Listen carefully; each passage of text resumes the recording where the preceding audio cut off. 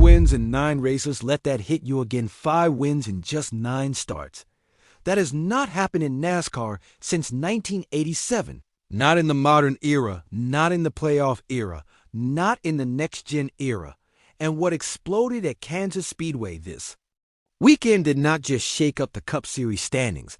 It may have completely reshaped the entire 2026 NASCAR championship narrative. But here is the wild part, that historic win that is only half of the story. Because while Tyler Reddick just stamped his name next to a statistic we have not seen since Dale Earnhardt in 1987, there is something else building quietly. Loudly, dangerously, there is tension, real tension. The kind of tension that does not just create headlines. It creates rivalries, it creates fractures, it creates suspicion. And if you care about the 2026 NASCAR Championship battle, both of these stories matter. So on Boomdogo, let us break this all the way down. Story number 1, the historic Kansas Chaos. Tyler Reddick won the Advent Hell 400 at Kansas Speedway on Sunday, April 19th. That victory gives him 5 wins in just 9 races to start 2026, the last driver to pull that off Dale Earnhardt 1987 only.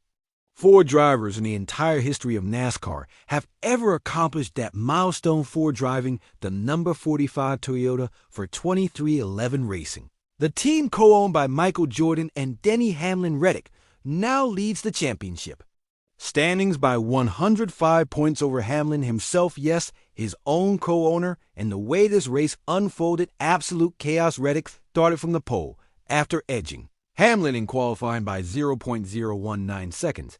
That is less than a blink. They ran door-to-door for 3 straight laps. Contact on lap 2, aggression early. Tension immediately. Hamlin finally cleared him on lap 4, and then dominated the opening stretch, leading 75 of the first 80 laps and cruising to the stage.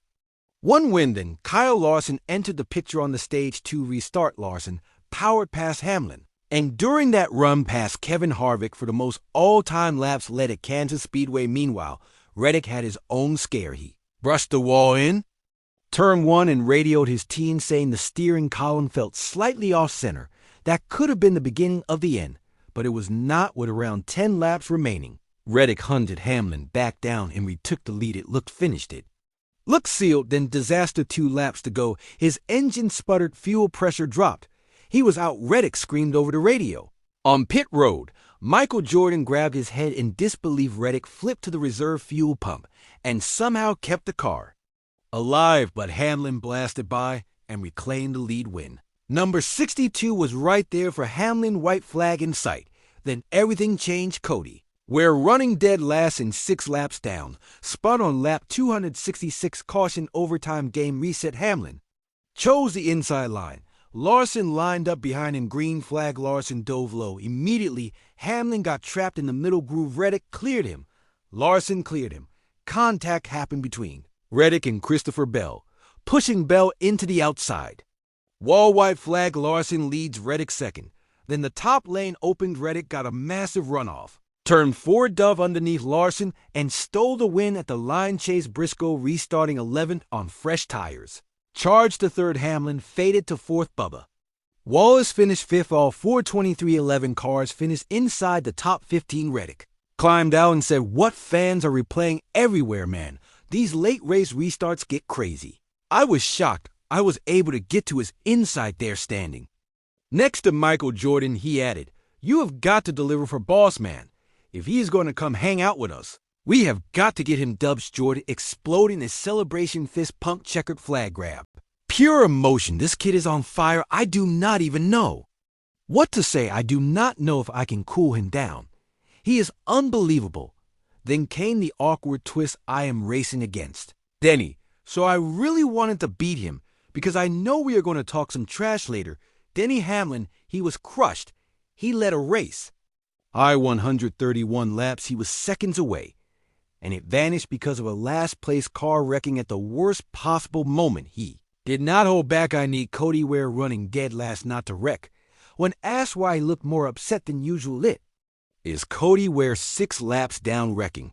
Just add it all up, second straight year, Hamlin loses.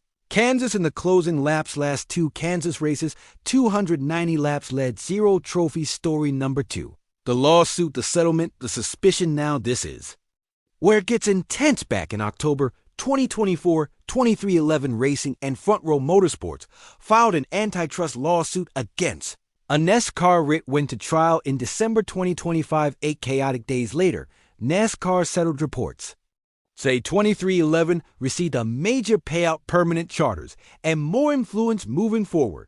Then 2026 begins. Reddick wins.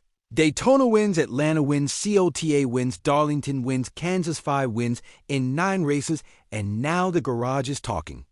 Drivers are talking, fans are definitely talking. Rumors are spreading that 2311 might have hidden aerodynamic advantages, that their cornering grip looks unnatural, that their straight line speed feels stronger than it should, that tire wear seems suspiciously low. There are whispers about subtle aero tweaks, ballast positioning, possible gray area engineering. Some fans claim the cars are nearly 3/10 faster than the field. Social media is on fire. Just sue NASCAR, and then you get to cheat. Jordan sues NASCAR, and now they are first and second in points. Coincidence? Even broadcasters reportedly question horsepower numbers at COTA after Darlington. Brad Keselowski said, "I tried everything to make his life hell in those last 50 laps. He was just faster when it counted. Congratulations." But questions remain. Reddick, fire back. We race. What NASCAR gives us, our car was fast and broken for a long time. 2. Win at Darlington fighting electrical problems, that is not cheating. And here is the truth. There is 0 official evidence of wrongdoing. SCAR inspections at Daytona, Atlanta, and COTA all passed. No penalties, no failed inspections. No formal investigation. Supporters say the dominance comes from stability. Last year, 2311 did not know if they would exist in 2026. Now they have financial backing, permanent charters, and certainty. They are investing everything into performance. Then, Tyler Reddick is simply driving at an elite level. But here is reality. When you win this big win, you dominate like this. When you tie a stat untouched since 1987, people start looking 3/10 faster. Michael Jordan present at every race, 5 wins in 9 starts. Someone rises this fast. The noise follows. Is this just competitive frustration, or is something bigger brewing behind the scenes?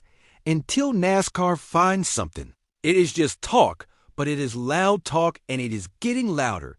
And if this momentum continues, 2026 might not just be remembered as a championship season. It might be remembered as the year everything changed. This is Boomdogo, and this story is far from over.